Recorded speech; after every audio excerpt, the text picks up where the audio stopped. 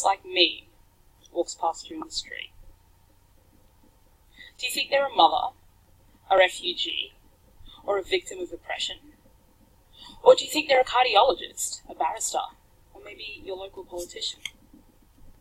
Do you look me up and down, wondering how hot I must get, or if my husband has forced me to wear this outfit? What if I wore my scarf like this? I can walk down the street in the exact same outfit, and what the world expects of me and the way I'm treated depends on the arrangement of this piece of cloth.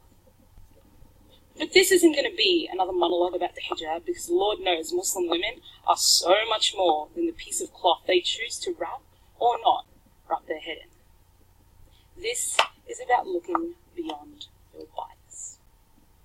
What if I'd walked past you and later on you'd found out that actually I was a race car engineer and that I designed my own race car and I ran my university's race team? Because it's true. What if I told you that I was actually trained as a boxer for 5 years? Because that's true too. Would it surprise you? Why? Ladies and gentlemen, ultimately that surprise and the behaviours associated with it are the product of something called unconscious bias or implicit prejudice. And that results in the ridiculously detrimental lack of diversity in our workforce, particularly in areas of influence. Hello, Australian Federal Cabinet. Let me just set something out from the outset, right?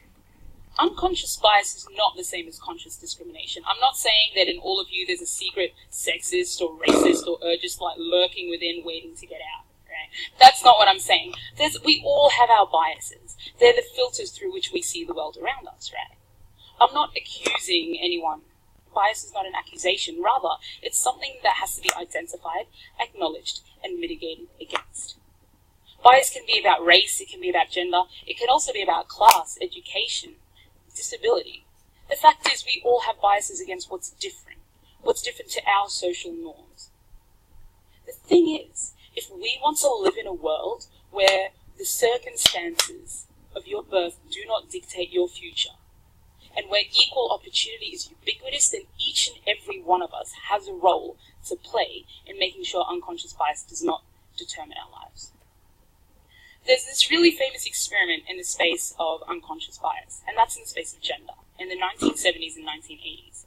So orchestras back in the day were made up mostly of dudes. There was up to only 5% were female, and apparently that was because men played it differently, presumably better, presumably.